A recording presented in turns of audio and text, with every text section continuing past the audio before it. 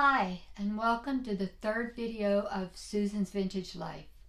I'm so happy you can be here with me today.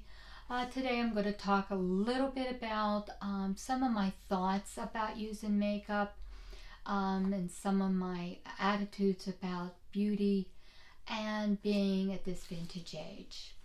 I thought that we'd talk a little bit about these things just so you know where I come from and kind of what my beliefs are, so that you can make a decision about whether you like how I think or you don't like how I think. And I just wanted to give you those kind of things to think about. I believe that this is a great part of life. I've said that before. Being retired, that means I no longer have to fulfill my obligations for a parent and an employer. Granted, things are a little bit less restrictive today than they were in my younger years of employment. But for a lot of years of my employment, things were pretty strict about how you dressed, what you wore. If you had a tattoo, it couldn't show. You know, you have all these things that you had to comply with throughout the years. You know, dress attire, what you wore. For years I wore a uniform, then I wore a business suit. You know, so throughout the years there's always been some element that I've had to comply with as far as dressing, how I looked. If you were if you had too much makeup on, they tell you about that. For years, and years back, I mean, we're talking probably 40 years ago, maybe not quite 40, 40 or 50 years ago, you weren't even allowed to wear red nail polish with what I did for a living. I am a retired nurse. I'm also a nurse practitioner. I have a master's degree in nursing, but I am retired and all my licenses have been put on inactive status.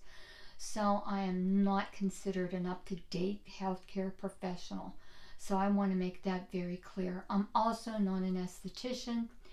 I have no license whatsoever to provide health information. I have no license to provide medical treatment.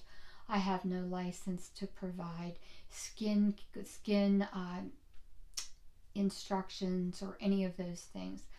I am just a person who loves makeup and loves beauty treatments and skincare and all those things, and clothing and a whole bunch of other things, and vintage things, as I talk about frequently on this channel. But I wanted to talk, after going through all those years of maintaining a certain level of decorum and a certain kind of dress and presentation. And let's face it, even if it's an unwritten rule, if you wanted to advance in your career, you kind of had to be somewhat compliant with what the expectations were. Kind of an unwritten rule in some business environments, especially the last couple years. During the middle of my career, when I worked in a corporate environment, there were very specific expectations. They were never written in stone, but you knew what they were. So that being said, my attitude about this vintage part of my life is very different. And maybe I'm a bit of a rebel where things come into play with how I live my life now. I kind of subscribe to the quote from Katharine Hepburn, where she said, I'm sorry, that's Audrey Hepburn. Audrey Hepburn, and one of her quotes was, happy women are the prettiest. I really blew that one, didn't I? But she did say that. Happy women are the prettiest. And I think the main thing you have to be is happy with yourself, happy with how you look, happy with how you feel, and confident about the way you face the world. If you have those elements, you're going to look lovely, no matter what you choose. I know there's a whole lot of suggestions out there for how women should dress, what makeup we should use, what makeup we shouldn't use, and all those things. And they're wonderful intentions, and some of them are true, but that doesn't mean we have to live by them. You know, I appreciate anybody's opinion and will always take it into consideration, but I will still choose to do what makes me happy. And I will put on my face what makes me happy. And I will wear what makes me happy. As long as I feel comfortable in it, that's my barometer. And that being said, that I've come to believe that at this part of my life, the only thing that I am too old for is to be told what to do. And that's kind of where I stand. Never closed-minded to other people's opinions and other people's suggestions, but they're not rules for me. And that's where I draw the line. They're not a rule. They can tell me all day I shouldn't wear frosted eyeshadow or glittery eyeshadow. But if that's what I want to wear for a certain event, or if that's what I want to wear on the 4th of July, maybe I want blue sparkles on my eyes for the 4th of July. I've never worn it, but if I did and I wanted to, I would. And that's where I stand on these things. And I just want you to know that I don't disrespect anybody's opinion who feels I should, who feels like it's not a good idea to wear frosted eyeshadow. It shows up in your lines. And they're right. It might. I think there's a place for certain things that you can put them if you want to. I think you can put them anywhere you want to if that's what you want to do. That being said, just know that that's how I feel about things. The other thing that I think about is makeup. Being a prior healthcare provider, I guess I feel very strongly about makeup is something and skincare is something you apply to an organ of your body. Your skin is an organ.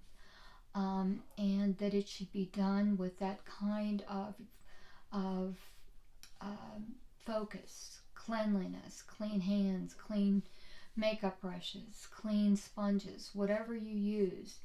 And, you know, once in a while I give everything a spritz with some alcohol, just to be on the safe side. Plus, I don't use things consistently, so things last me a long time. So I'm very careful to try to keep them very clean. Some people are using eye drops that makes their eyes whiter. I think it's called Lumify or something like that. I just would beg, if you are electing to use something like that, that you treat it like medication. It's going in your eyes, which are very prone to infections. I have a husband and I worked with a doctor who have both gone blind in one eye due to viral infections. My husband's was due to shingles, but this doctor got a viral infection in his eye and he literally lost his eye. So I just beg you to not throw that in your makeup bag with broken powders or loose powders or anything like that. Please treat that stuff like a medication. And I'll get off my soapbox with that being said. Okay, my vintage section for today. I am wearing what I was going to show you today. And it is a silver Selro set of jewelry. It is, I hope you can see it well enough, but it is what they call black panel and silver, and it has faux turquoise,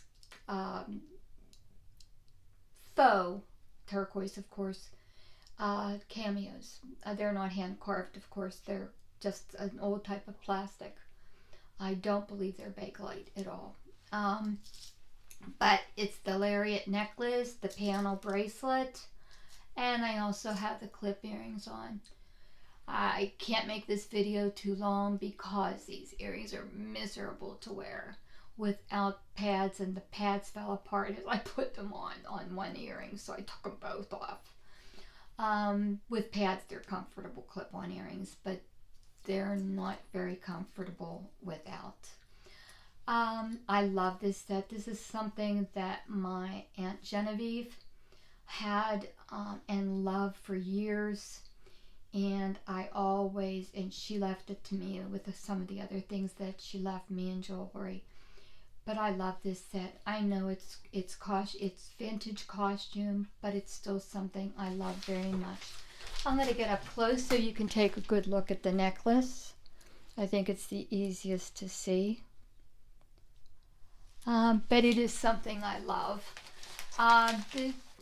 The jewelry also came in faux coral and a yellow color. I don't know what that was faux for, but the yellow is the most rare and sought after by collectors. I don't care what's sought after. I love the turquoise myself.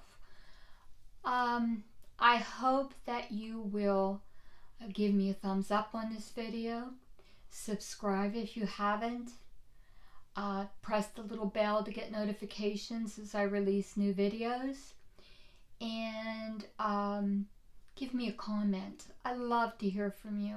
It's a nice opportunity to get to know your audience and be able to get to know some of you individually through your comments and writing back and forth. And I would really appreciate it if you'd consider taking a minute to do that. And again, if you have an opportunity to share my videos with others, it'll help my channel grow, and I surely appreciate that. Thank you. Have a wonderful week, and I will see you again soon.